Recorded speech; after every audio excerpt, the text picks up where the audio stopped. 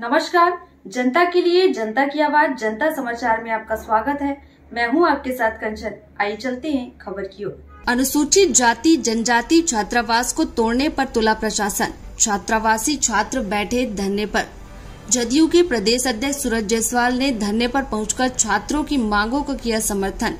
पहले टूटा हुआ एक भवन बनवाए सरकार, तब खाली होगा छात्रावास। जबलपुर में अनुसूचित जाति जनजाति के छात्रों के छात्रावास को नए भवन बनाने के नाम पर पहले छात्रावास की एक बिल्डिंग को तोड़ी।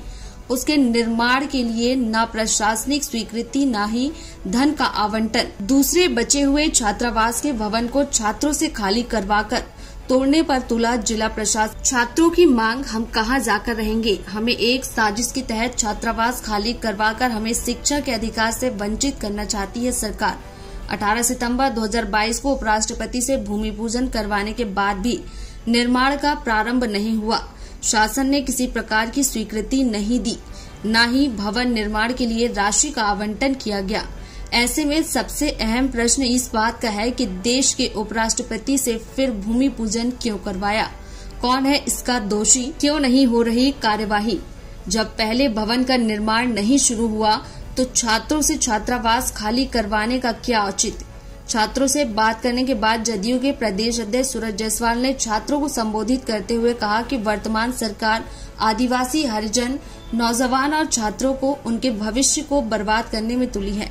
ऐसे में जदयू छात्रों के इस आंदोलन के साथ है। धरने में जनता दल यू के जिलाध्यक्ष सुभाष जायसवाल ने प्रशासन की इस कार्रवाई को अन्यायपूर्ण बताया। जदयू के विधि प्रकोष्ठ के प्रदेश महासचिव ने छात्रों को आश्वासन दिया कि न्याय की लड़ाई में अगर जरूरत पड़ी तो विधि प्रकोष्ठ छात्रों की लड़ाई न्यायालय में लड़ेगा। अनुसूचित प्रकोष्ठ के प्रदेश महासचिव एडवोकेट मनोज चौधरी ने इस लड़ाई में पूरी तरह छात्रों का साथ देने का वादा किया।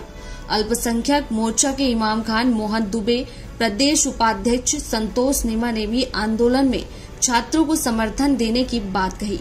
पूर्व छात्रावास इंजीनियर डीके सिंह ने इस आंदोलन को प्रदेश स्तरीय आंदोलन बनाने का संकल्प लिया। छात्र संघ के अध्यक्ष शुभम चौधरी, संरक्षक कविंग परस्ते, परमिंदर सिंह धुर्वे, महेश अहिरवार, जितेंद्र परस्ते, राजवीर चौधरी, मनोज मार्को आदि छात्र धरने पर बैठे हैं। तक हमारा कार्य प्रारंभ किस वजह से नहीं हो रहा? इनके पास सर कोई जवाब नहीं। फिर हमने सर जाके भोपाल गए, हम लोग सांसद महोदय राकेश सिंह जी से मिले। उनके माध्यम से हमको पता चलता है कि जब जिसका इनने भूमि पूजन कराया उसका इनके पास बजट ही नहीं है, काम कहाँ से चालू करवा देंगे ये लोग। फिर सर हम लोग ने फिर जब आंदोलन पे बैठे तो जो बचे हुए भवन है सर, इसमें माननीय दिग्विजय सिंह जी ने संज्ञान लिया था और जो रिनोवेशन होनी थी, भवन टूटे फूटे थे, उनने 12 लाख रुपये को सैंक्शन किया था सर। तो वो पैसा इनको प्रशासन को यूज ना करना पड़े, इनकी मंशा देखिए सर कि अगर यूज कर देंगे तो छात्रावास फिर 2-4 साल के लिए रहने लायक हो जाएंगे और बच्चों को खाली हम नहीं करेंगे, बच्चे रहने लग जाएंगे, खाली नहीं करना पड़ेगा। तो इनने सर बचे हुए भवनों को डिसमेंटल कर दिया।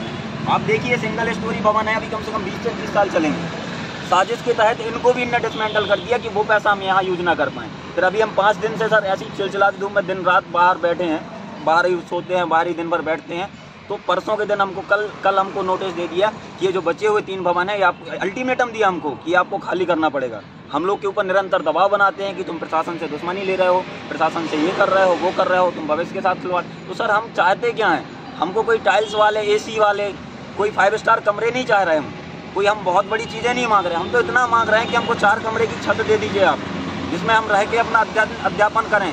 गाँव से आते हैं जहाँ हमारे पढ़ने की व्यवस्था ना, चलने का साधन ना, रहने का ना कुछ, तो हम आगे जो अध्ययन करके अपना जीवन निर्माण करें और समाज और विकास की मुख्य धारा से हम अपने आप को जोड़ सकें। क्या गलत है सर हमारा मांगना? ये मामला है सर, और जिसको लेकर हम पूरे छात्र 5 दिनों से सर निरंतर बैठे हुए हैं। शासन प्रशासन सुन नहीं रहा है हमारी, किसी को कोई फर्क नहीं पड़ता कि बच्चे धूप में मर रहे हैं, क्या हो रहा है, भूखे हैं, प्यासे हैं। तो सर मैं उनको एक चीज़ और बता देना चाहता हूँ कि वो अगर ये सोच रहे हैं कि ये सिर्फ 200 छात्र बैठे, तो इनकी बहुत गलतफहमी है सर। पूरे प्रदेश के छात्रावासी छात्र हमारे संपर्क में निरंतर हैं।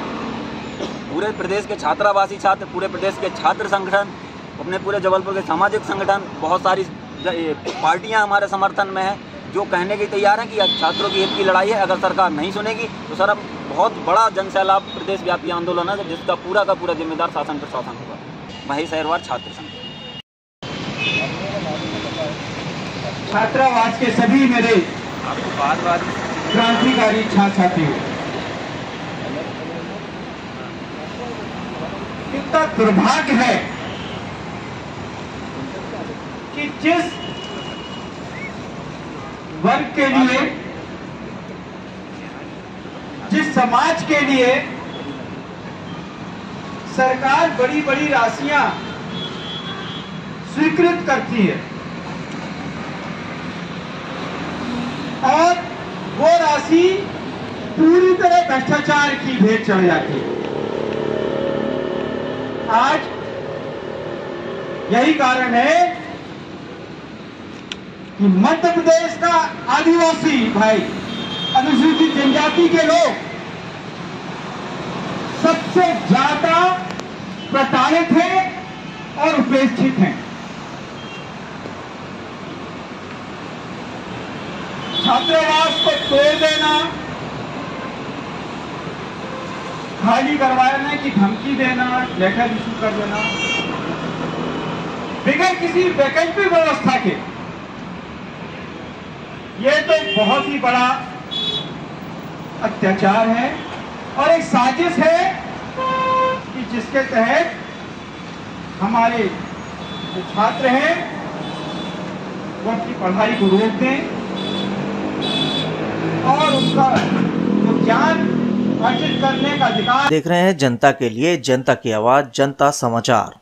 अन्य खबरों के लिए हमारा चैनल सब्सक्राइब करें। जबलपुर के गोहलपुर में 2 शराब तस्कर मोपेड से अवैध शराब की तस्करी कर रहे, जिन्हें गोहलपुर पुलिस ने घेराबंदी कर गिरफ्तार किया, जिनके कब्जे से करीब 50,000 रूपए कीमत की 605 पाव देशी शराब जब्त करने की कार्रवाई की गई।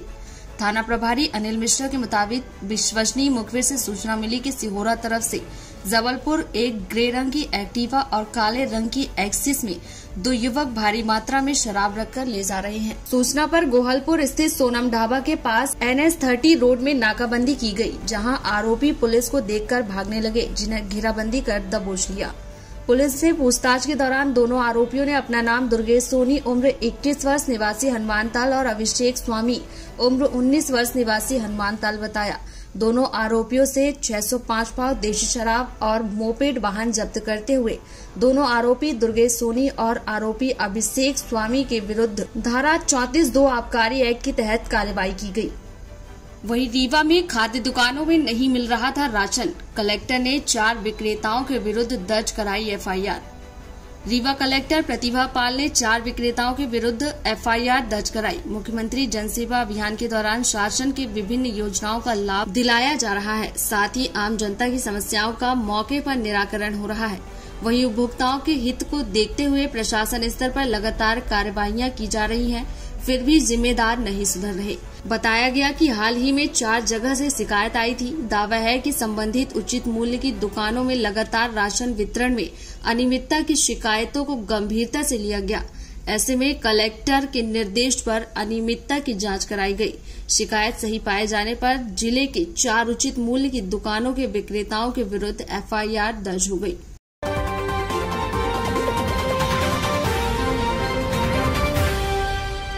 साइकिल सवार को पिकअप ने मारी टक्कर।